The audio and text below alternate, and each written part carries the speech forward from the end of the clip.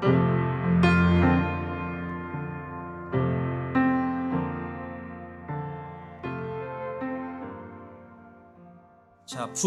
북이스라엘은 왕들은 열왕기에만 기록되어 있는데요. 남유다 왕들은 열왕기하고 역대기에 기록되었습니다. 오늘 우리가 살펴보는 왕은 유다 왕인데요. 열왕기에는 아비얌이라는 이름으로 기록되었고 역대기에는 아비야라는 이름으로 기록되었습니다. 열왕기에는 좋은 것은 하나도 기록하지 않았고 악한 것만 기록했고요. 역대기에는 악한 것은 하나도 기록하지 않고 선한 것만 기록했습니다. 아비야는 짧게 딱 3년만 통치한 왕입니다. 북이스라엘의 여로보암을 중심으로 여로보암이 총 22년 통치했는데 그 사이 남유다에서는 르호보암이 17년 통치했고요. 여로보암 통치 18년 때부터 20년까지 3년 동안 유다에서 통치한 왕이 바로 오늘 우리가 살펴보는 아비야입니다. 이 아비야의 가장 큰 공적은 전쟁입니다. 여로보암하고 전쟁에서 대승리를 거뒀어요. 여로보암이 80만 군대 끌고 나왔는데 아비야가 40만 군대 끌고 나와서 대승리를 거뒀습니다. 그때 아비야가 전쟁하기 전에 아주 중요한 연설을 하는데 이게 하이라이트인데 이 하이라이트가 역대기에 기록되어 있습니다. 자, 오늘도 남유다 왕을 살펴보기 때문에 열왕기하고 역대기를 함께 살펴보면서 아비야라는 사람을 통해 하나님이 우리에게 주시는 말씀이 있습니다. 첫 번째로 전쟁과 평화에 관한 말씀입니다. 근데 오늘은 이 첫 번째 포인트가 전쟁 참여와 전쟁 방법이라는 다시 두 부분으로 나눠집니다. 먼저 전쟁 참여부터 말씀드리겠습니다. 르호보암 때는 하나님께서 전쟁을 금지시켰습니다. 근데 아비야는 하나님의 도움을 받아서 전쟁을 승리했습니다. 우리는 하나님의 전쟁 금지 명령과 전쟁 허락 명령을 보게 됩니다. 우리는 언제 전쟁하고 언제 전쟁하지 말아야 할까요? 전쟁을 하게 된다면 무슨 목적으로 해야 되고 무슨 목적으로 하지 말아야 할까요? 하나님께서 르호보암에게 전쟁 금지 명령을 하신 것은 르호보암이 10지파를 되찾아오기 위해서 쳐들어가는 전쟁이었기 때문입니다. 반면에 하나님께서 아비야에게 전쟁 허락 명령을 주신 것은 여로보암이 유다를 쳐들어왔기 때문입니다. 여로보암 통치 18년에 르호보암이 죽었습니다. 르호보암하고 여로보암은 평생 전쟁한 왕들입니다. 상대가 죽어버리니까 여로보암이 잘됐다, 지금이다, 기회를 노리고 이 나라가 불안할 때 유다하고 베냐민까지 그냥 흡수해 버리려고 전쟁을 일으켰습니다. 여로보암은 10지파로 만족하지 못했고 선을 넘었어요. 예루살렘까지, 유다까지 차지하려고 했습니다. 그래서 아비야를 통해 하나님께서 여로보암과 싸우셨고 여로보암을 심판하셨습니다. 50만 명이 죽었어요, 북쪽에서. 그래서 사실상 이 전쟁 결과 때문에 여로보암은 거기서 완전히 꺾이게 되고 이때 이후로 다시는 힘을 내지 못했습니다. 우리는 언제 전쟁하고 언제 전쟁하지 말아야 할까요? 우리는 빼앗기 위해서 전쟁하지 말아야 되고 소중한 것들을 지키기 위해서 전쟁을 해야 됩니다. 창세기 14장에 보니까 아브라함도 전쟁을 했어요. 아브라함의 전쟁은 전리품 빼앗기 위한 거 아니었고 상대방의 땅을 차지하기 위한 전쟁도 아니었습니다. 아브라함의 전쟁은 빼앗는 전쟁이 아니었고요. 오히려 뺏긴 것들, 소중한 것들을 지키는 전쟁이었어요. 잃어버린 롯, 빼앗긴 소돔 사람들을 되찾아오는 전쟁이었습니다. 예수님이 말씀하신 그 마태복음에 팔복이 있는데 그 팔복은 이 복 있는 사람, 크리스천의 성품을 이야기합니다. 그런데 쭉 보니까 이 복 있는 크리스찬은 어떤 양면성을 가지고 있냐면 평화를 추구하는 성품과 또 진리를 지키기 위해서 핍박을 받더라도 타협하지 않고 싸우는 성품을 가지고 있어요. 이게 나란히 나와요. 화평하게 하는 자는 복이 있나니 그들이 하나님의 아들이라 일컬음을 받을 것이니 의를 위하여 박해를 받은 자는 복이 있나니 천국이 그들의 것입니다. 여러분, 크리스찬은 이 땅의 평화주의자가 아닙니다. 평화주의자는 평화만 지키는 사람들이죠. 평화만 지키기 위해서 진리를, 의를 타협하기 쉽습니다. 크리스찬은 평화만 지키는 사람들이 아니라 평화와 의 둘 다 지켜내는 이 땅의 파수꾼들이에요.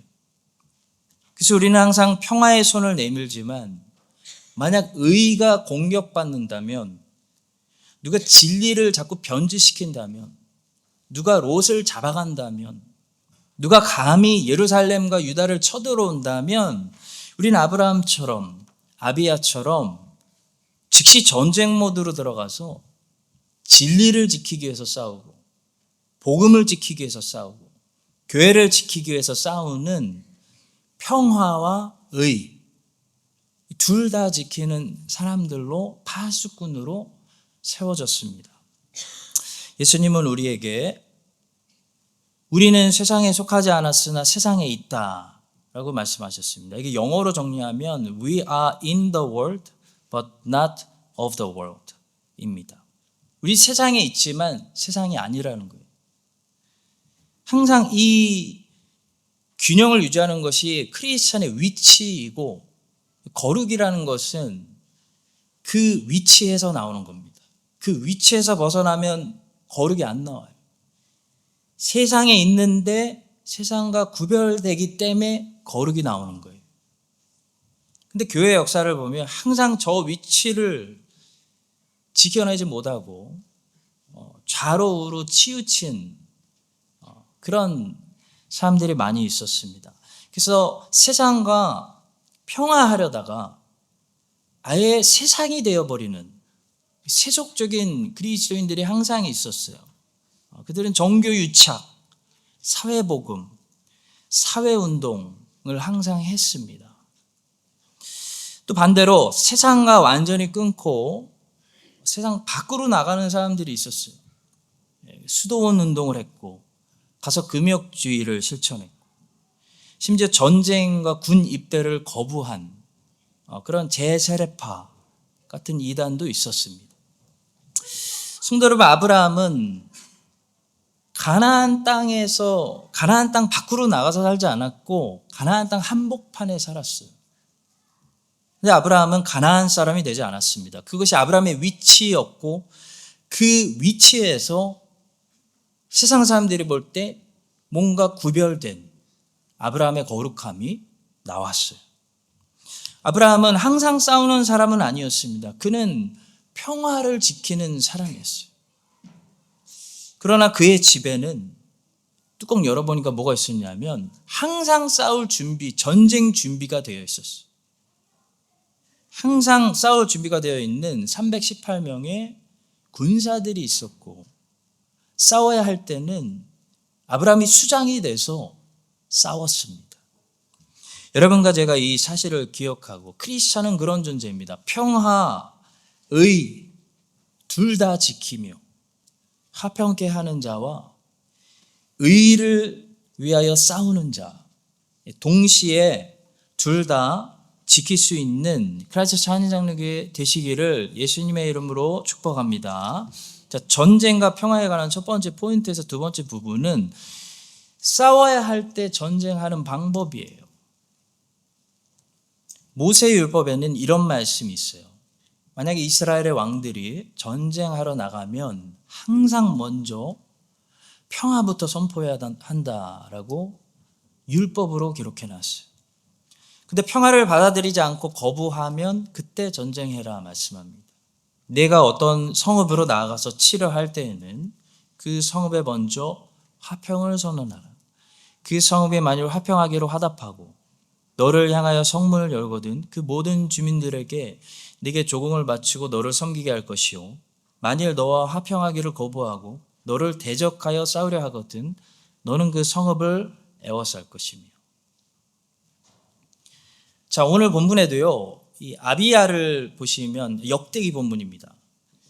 이 전쟁을 하기 전에 먼저 여로보암에게 긴 연설을 해요. 평화를 선포하는 거예요.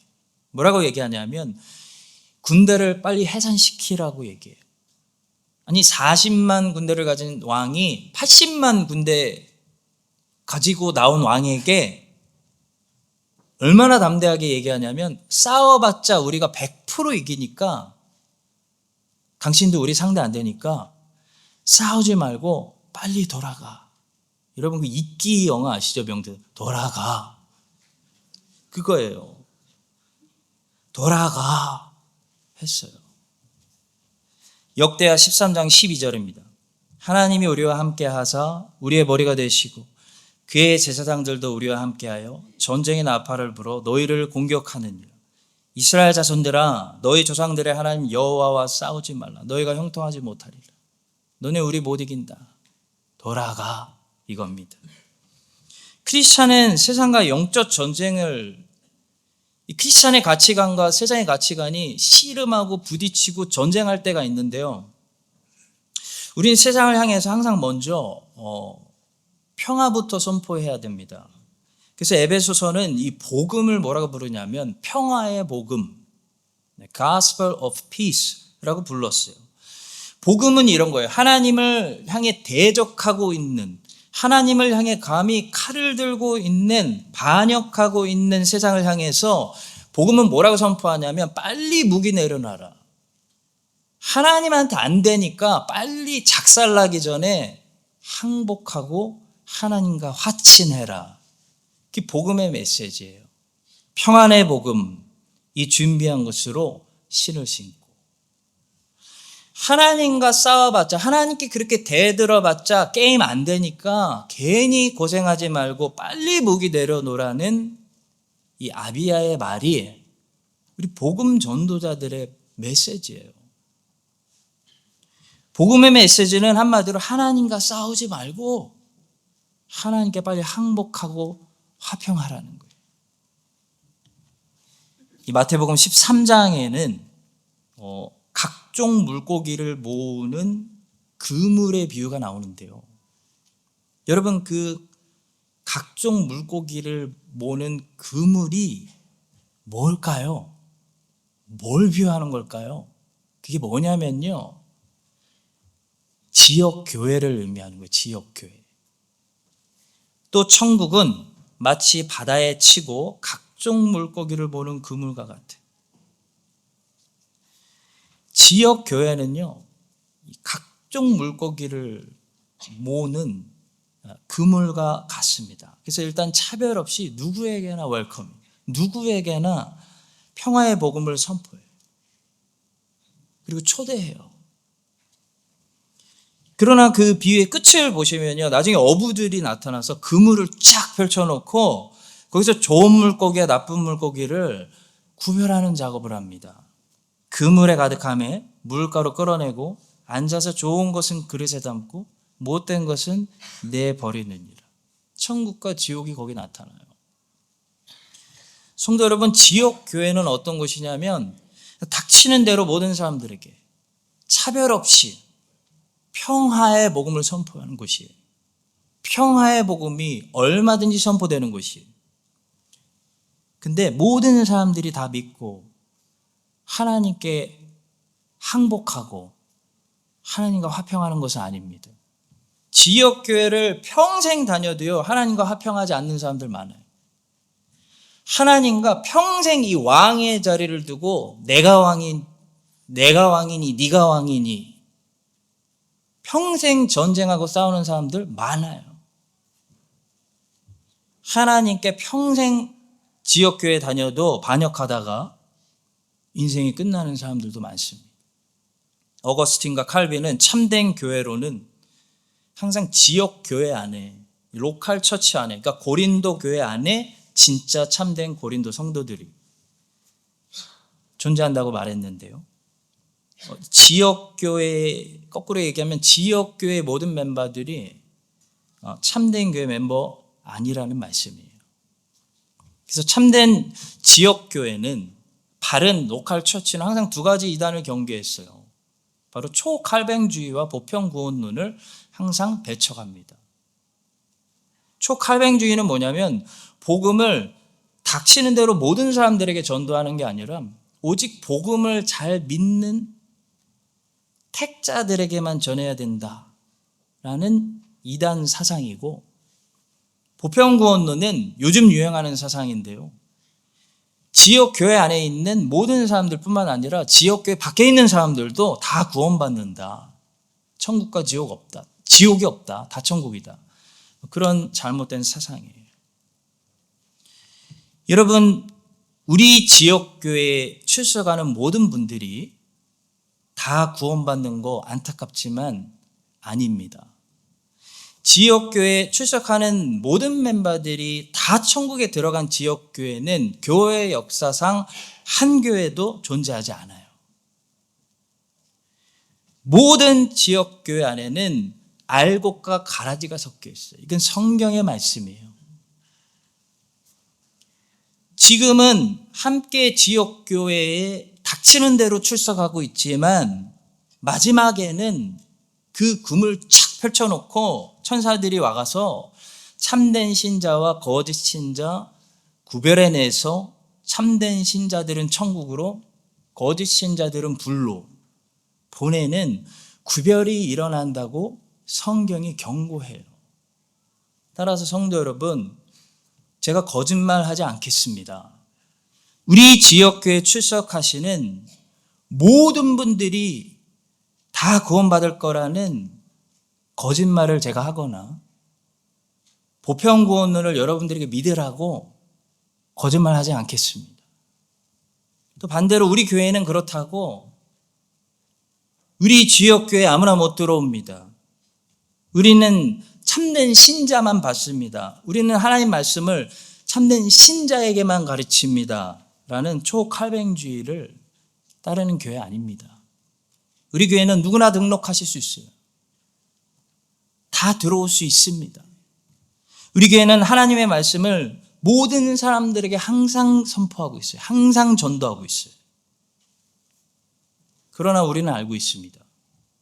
성경이 틀리지 않았다면 우리는 무슨 사실을 알고 있냐면 모든 사람들이 다 듣는 것은 아니구나. 이 지역교회는 아무나 들어올 수 있어도 참된 몸된 교회는 성령의 중생이 아니면, 하나님의 은혜가 없으면 아무나 들어올 수 없다는 사실을 분명히 말씀드립니다. 이것이 우리가 전쟁을 싸우는 방법이고 우리의 태도이고 우리의 입장입니다. 우리는 먼저 모든 사람들에게 평화의 복음을 전할 거예요. 항복하시라고, 주님을 왕으로 받아들이시라고, 칼을 내려놓으시라고. 그러나 모든 사람들이 평화의 복음을 받아들이고 하나님께 화목하진 않을 것입니다.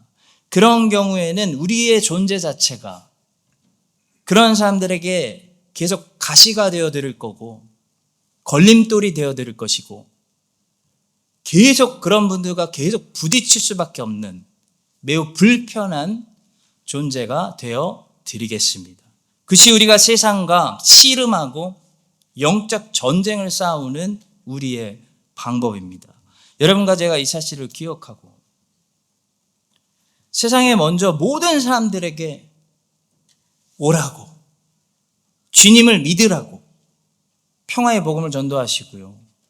그래도 끝까지 하나님을 대적하고 하나님께 반역하는 그 세상과는 어쩔 수 없이 불편한 존재가 되시고 가시가 되시고 자꾸 걸리는 걸림돌이 되시고 자꾸 부딪히는, 영적으로 갈등하고 싸움하고 씨름하고 그 그리스도인이 와서 자꾸 불편해지는, 그렇게 전쟁하시는 아비야 같은 여호와의 군대로 계속 쓰임 받으시기를 예수님의 이름으로 축복합니다. 자, 두 번째로 하나님께 항복하고 하나님의 편에 서면요, 하나님이 반드시 보호해 주신다는 사실이에요. 예전에 그 Saving Private Ryan이라는 라이언 1번 구하기 영화 여러분 보셨나요? 한 명 보신 것 같아요. 그런 영화가 있어요. 제가 설명해 드릴게요. 그 영화가 감동적인 것은 겨우 일병 한 명 구하기 위해서 미국의 한 부대가 움직이기 때문이에요. 이 라이언이라는 병사의 어머니에게는 아들이 4명이나 있었는데요. 이 2차 세계대전 터지고 미국이 참전하니까 이 4명의 아들들이 전부 군대에 갔어요. 근데 3명의 아들이 죽었어요. 전사했어요.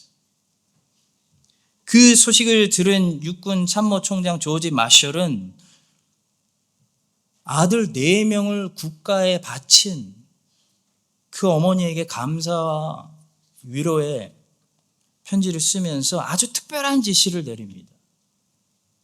바로 막내 아들이라도 반드시 찾아내라. 꼭 살려내서 전쟁터에서 꺼내라. 그래서 그 어머니를 모시게 하고 어머니의 품으로 돌아가게 하라는 특별한 명령을 내립니다. 그래서 그 일병 한 명 어디 있는지도 모르는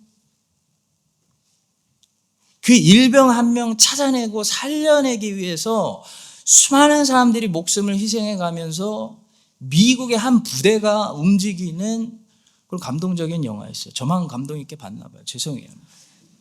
여러분, 그 영화에서 말하는 메시지가 뭐냐면 미국은 미국인 한 명의 목숨을 소홀히 다루지 않는다는 거예요.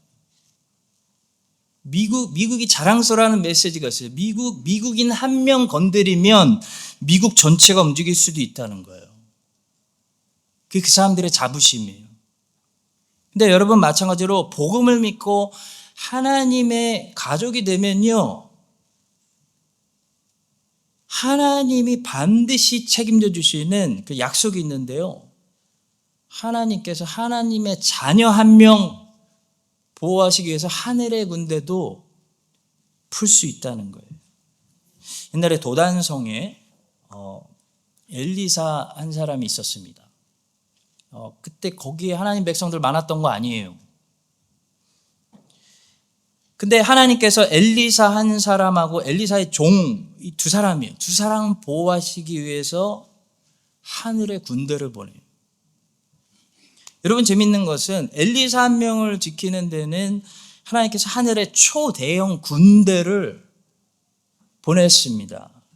근데 히스기야 때 아수르 군대 18만 5천 명 치시는 데는 하나님이 천사 몇 명 보냈죠? 한 명 보내요. 여러분, 무슨 생각이 드세요? 하나님께 아수르 18만 5천 명은 아무것도 아니라는 거예요. 여러분, 아수르 18만 5천 명 대단한 사람들입니다. 오늘날로 하면 미군이에요. 당시 고대 세계에서 이 아수르가 500년 지배했어요. 미국보다 길어요. 잔인하고 무섭기로 소문난 군대가 예루살렘 코앞에 왔습니다. 근데 그런 아수르 군대 18만 5천 명 하나님이 치시는데 천사 딱 한 명 보냅니다. 뭡니까? 하나님께는 아수르 군대 아무것도 아니라는 말씀이에요. 한 명이 치는데 반나절 걸렸어요. 하루면 충분해요. 자고 일어나 보니까 다 죽어 있어요. 그런데 도단성에 하나님 백성들이 많이 살았던 것도 아니고 엘리사 딱 한 명, 그 엘리사의 종 딱 2명, 그래요, 2명. 2명 지키시는데 하나님 천사 몇 명 보냅니까? 하늘에 온 군대가 왔어요. 여러분, 무엇을 말하는 겁니까? 하나님의 자녀 2명이 하나님께는 하늘에 온 군대가 움직일 정도로 중요한 사람들이라는 거예요. 예수님은 계속 의심하고 불안해하는 이 자존감 낮은 제자들에게 이런 말씀하셨습니다. 너희에게는 머리털까지 다 세신 바 되었느니 두려워하지 말라. 너희는 많은 참새보다 귀하니라. 머리카락도 보호하고 계실 정도로 하나님께는 하나님의 편에 있는 하나님 자녀들이 너무 중요하기 때문에 하나님 실수 안 하신다. 하나님 철저히 보호하신다. 그런 말씀입니다. 원래는 가나안 족속이었는데요. 여호수아에게 항복하고 하나님 편으로 왔던 이 기브온 주민들이 어느 날 가나안 족속 연합군에게 기습 공격을 받았습니다. 그래서 기브온 사람들이 여호수아에게 달려왔어요. 도와달라고. 그랬더니 하나님께서 그 여호와의 편에 선 자들을 그때부터 보호하시고 이 사람들 건든 사람들과 싸우시는데 어떻게 보호하시냐면 세 가지 방법을 통해 보호하세요. 이스라엘의 온 군대를 움직이세요.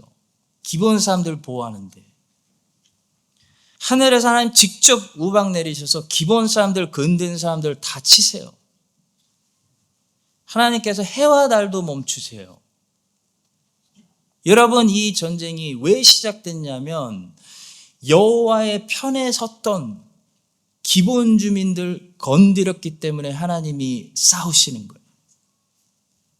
여호와의 편에 선 자들 건들면 하나님이 싸우십니다. 요한복음은 우리에게 말씀이에요. 영접하는 자 곧 그 이름을 믿는 자들에게는 하나님의 자녀가 되는 권세를 주셨어요. 야, 뭔가 대단한 약속인 것 같은데 저 권세가 뭐지? 오순절 계통에 있는 은사주의자들은 권세를 주로 능력으로 해석합니다. 그래서 그리스도인이 되면 어떤 신비한 능력이 생긴다는 거예요. 만약에 능력을 아직 못 가졌으면 더 기도해야 된다라고 말해요. 더 봉사하셔야 된다. 예를 들어 방언을 하게 되는 능력이나 예언을 하게 되는 능력, 사람을 안수하면 사람 병을 고치는 그런 능력, 이런 능력을 가지게 된다고 말하는데요. 우리는 제이스라엘 목사님의 설교에 귀를 기울일 필요가 있습니다. 이 문장에서 권세라는 단어는 잘못 이해되지 않도록 주의를 요한다. 그 의미는 권리 혹은 특권으로서 힘이나 능력을 의미하지 않는다. 신약 성경에서 권세는 약 102회 사용되는데 영적 능력으로서 사용된 경우는 한 번도 나타나지 않는다. 이 단어는 일반적으로 권위, 권리, 권세, 자유, 권한 등으로 번역될 수 있다. 누구든지 예수님을 믿으면 하나님의 자녀가 되는 권세를 준다. 이 약속을 웨스트민스터 신학자들이 사용한 단어로 말하자면 어떤 교리냐면 양자의 영을 주신다는 거예요. 다시 말해 하나님의 입양된 자녀가 되는 권세를, 자녀의 특권을 주신다는 겁니다. 여러분, 하나님의 자녀가 된다는 것은 구체적으로 두 가지 특권을 가진다는 것을 성경이 말합니다. 첫째는 상속입니다. 반드시 상속이 있습니다. 여러분, 우리는 받을 유산이 있고 상속이 있고 기업이 있어요. 우리가 육체의 부모 잘 만나면 가끔 재산을 상속받을 수 있는 것처럼 하나님 아버지가 생기면요, 우리에게 받을 상속이 생기는데 그게 뭡니까? 무엇을 주신다고 성경이 약속했죠, 예수님이? 나라예요, 나라. 하나님의 나라. 여러분, 혹시 여러분들의 부모님 중에 혹시 나라를 상속해 주시겠다는 부모님을 둔 럭키한 성도님들 계세요? 내가 죽으면 나라를 줄게. 아마 없을 거예요. 아무리 좋은 부모 만나셨어도 그 부모로부터 받을 수 있는 기업은 집 한 채 정도겠죠. 하나님 아버지는요, 예수님이 계속 말씀하셨어요. 하나님 자녀에게 나라를 상속해 주겠다. 영원한 나라예요. 늙지도 않고 죽지도 않아요. 이 거짓말이 아닙니다. 과장도 아니에요. 여러분, 과장도 거짓말입니다. 우리 하나님은 과장 안 하세요. 거짓말 안 하세요. 우리 하나님의 모든 말씀은 참된 말이고 하나님은 농담이 아니십니다. 지금 이해 못 하시겠죠. 나중에 가서 알게 되실 거예요. 하나님의 자녀가 되신 분들에게는 엄청난 상속이 있어요. 두 번째는 기도입니다. 아무나 기도할 수 있는 게 아니에요. 아무나 하나님을 아버지라고 부를 수 있는 게 아니에요. 여러분, 유대인들은 아무도 하나님을 아버지라고 안 불러요. 큰일 나요. 신성모독인 줄 알아요. 예수님을 믿고 양자의 영을 받은, 성령을 받은 하나님의 자녀, 입양된 자녀가 된 사람들만 하나님 아버지라고 부르는 거예요. 제 생각일 수도 있는데 제이키즈 애들이 저를 좀 좋아하는 것 같아요. 얘네들이 인사도 잘하고 밖에서 만나면 애들이 깜짝 놀래요. 교회에 있어야 되는 사람이 여기도 있네, 여기도 다니네. 애들이 되게 신기하게 이렇게 보는데, 애들이 아무리 저를 좋아해 줘도요, 저에게 아빠라고 부르는 애들은 없어요. 제가 아빠가 아니기 때문에. 저에게 담대하게 맡겨놓은 거 내놓으라고 아빠라고 부르는 애들 2명 있지요. 맡겨놓은 거 내놓으라고, 맛있는 거 내놓으라고. 아빠. 그 담대함, 쟤네 저런 담대함 어디서 나올까? 자녀된 권세에서 나오는 거예요. 자녀. 성도 여러분, 아무나 기도하는 거 아니에요. 기도는 하나님의 자녀들만의 특권입니다. 특권. 여러분이 하나님께 아버지라고 부를 수 있다면, 하나님을, 저 창조주를 아버지, 내 아버지 라고 부를 수 있다면, 여러분은 세상에서 제일 큰 권리를 가지고 있는 사람들, 제일 큰 특권을 받은 사람들. 기본 사람들이 하나님의 가족이 되었기 때문에 여호수아에게 찾아가서 도와달라고 했어요.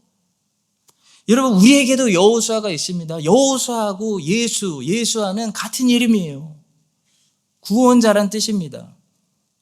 기본 사람들이 여호수아 도와주세요 한 것처럼 예수님께 도와달라고 하세요. 아멘. 아무도 안 하시나 봐. 그러니까 힘들죠, 인생이. 예수님 둘러싸였어요. 도와주세요, 예수님. 그러면 예수님께서 하나님의 편에 있는 하나님의 자녀들을 도와주십니다. 여로보암은요, 군대도 훨씬 크고 또 이 전술도 좋아요. 복병 전술을 했어요. 근데 아비야가 이깁니다, 여러분. 왜냐하면 하나님이 세상보다 크시기 때문에 이기는 거예요. 하나님의 편에 선 자가 언제나 이기는 것입니다. 여러분과 제가 이 사실을 기억하고 하나님의 편에서 하나님께 도와달라고, 예수와께 도와달라고 기도하시면서 승리를 항상 경험하시기를 예수님의 이름으로 축원합니다. 자, 마지막 세 번째로 이 중요한 사실입니다. 하나님은 아비야를 살려주신 게 아니에요. 유다를 살려주신 거예요. 아비야 때문에 유다를 살려주신 거 아니에요. 다윗 때문에 유다를 살려주셨다는 사실입니다. 역대기는 아비야의 이 칭찬한 부분을 칭찬하고 있지만, 오늘 우리가 읽은 열왕기는요, 아비야를 전혀 칭찬하지 않습니다. 열왕기의 포커스는 이거예요. 아비야가 악인이다. 여로보암하고 똑같다. 근데 하나님이 유다의 승리를 주신 이유는 아비야 때문이 아니라는 겁니다. 다윗에게 하나님이 언약하신 그 약속, 그 복음 때문에 유다가 승리한 거예요. 본문 4절입니다. 그의 하나님 여호와께서 다윗을 위하여 예루살렘에서 그에게 등불을 주시되 그의 아들을 세워 뒤를 잇게 하사 예루살렘을 견고하게 하셨으니. 왜 아들을 세워 뒤를 잇게 하십니까? 누굴 보내시려고? 예수 그리스도를 보내시려고요. 여러분, 아비야는 아비야가 선에서 산 사람이 아니라 다윗 때문에 살았고, 다윗은 다윗이 선에서 산 게 아니라 그 복음 때문에 살았고, 여러분과 저도 우리가 저 여로보암보다 내가 낫다고 생각하시죠? 내가 여로보암보단 낫지. 저 금송아지 우상숭배 하는 사람보단 나는 여기서 예배드리잖아 라고 생각하시죠? 그런 교만이 우리 안에 있잖아요. 성경이 우리에게 말씀해요. 너가 선해서 너가 사는 게 아니다. 예수 때문에 내가 너를 보존한다. 아비야가 전쟁을 이겼어요, 여러분. 이 대승리거든요. 40만으로 80만 이겼다고요. 50만 명 죽이고. 그래서 여호와께서 유다에게 승리를 주셨다고 해서 내가 여로보암보다는 선하니까, 내가 선하기 때문에 여호와께서 나에게 승리를 주시고 저 여로보암은 쟤는 악하니까 하나님이 심판하셨구나 라고 해석해버리면요, 어떻게 되는 줄 아세요? 교만해져요. 여러분과 저도 똑같이 교만해져요. 그래서 실제로 이 전쟁 이기고 아비야는 교만에 빠져서 살았던 것 같아요. 역대기에는 이런 기록이 있습니다. 아비야는 점점 강성하며 아내 14을 거느려 아들 22과 딸 16을 낳았더라. 아이고, 난리를 치신 거예요. 아비야가 만약에 하나님이 기뻐하시는 왕이었다면 왜 하나님이 유다를 3년만 통치하도록 맡기셨겠습니까? 이 열왕기 본문이 명확하게 밝히고 있는 것처럼 아비야는 다윗의 길로 행하지 않은 악한 왕이었어요. 그러나 그럼에도 불구하고 전쟁에 큰 승리를 주신 것은 아비야 때문이 아니라 다윗 언약 때문이고 복음 때문이고 예수님 때문이에요. 여러분, 이 사실을 아비야처럼 우리가 잊어버리고 착각하면 내가 선하니까 쟤보다는 이라고 생각하면요, 교만해져요. 바리새인이에요. 팀 켈러 목사님은 당신을 위한 로마서라는 책에서 사람들을 구원해서 가장 멀어지게 만드는 것은 어떻게 보면 죄가 아니라 자기의다 라고 지적했습니다. 사람들을 구원해서 멀어지게 하는 것은 그들의 죄라기보다는 그들의 선한 행위들이다. 만약 우리가 스스로 선하다고 하면서 자신의 의로서 자기가 한 선행을 하나님께 드린다면 우리는 하나님이 은혜로 주시는 의를 받을 수 없다. 우리는 말없이 빈손으로 가서 상한 심령으로 가서 주님이 주시는 것을 받을 필요가 있다. 또 미국의 감리교 신학자였던 존 걸스터너라는 신학자도 이런 말을 했습니다. 하나님이 불경건한 자들을 의롭다 하셨기에 어떤 죄도 그를 물러서게 하지는 못한다. 이제 죄인의 선한 행위들만이 하나님과 죄인 사이를 가로막을 수 있다. 여러분, 이 말을 오해하지 마십시오. 팀 켈러 목사님과 존 걸스터너 목사님은 지금 로마서를 강의하고 있습니다. 그리스도인들은 선한 행위를 하면 안 된다, 그런 말이 아니에요. 당연히 그리스도인들은 선한 행위들로 우리의 참된 믿음이 존재한다는 것을 증거해야 됩니다. 이 목사님들이 로마서를 강의하면서 선한 행위를 경계하는 이유는 사람들이 선한 행위를 자꾸 공로로 하나님께 가져오려고 하기 때문이에요. 그거 하지 말라는 거예요. 선한 행위 있으셔야 돼요. 근데 선한 행위를 하나님께 공로로 가져오시면 안 돼요. 우리가 하나님께 선한 행위를 드리는 것은 하나님께 어떤 인정받기 위해서가 아니라는 거예요. 우리는 오직 예수님 안에서만 하나님께 인정받을 수 있어요. 선한 행위로 하나님께 인정받으려고 하는 것은 하나님의 진노를 받는 지름길이에요. 그 복음을 거부하는 행동이기 때문이에요.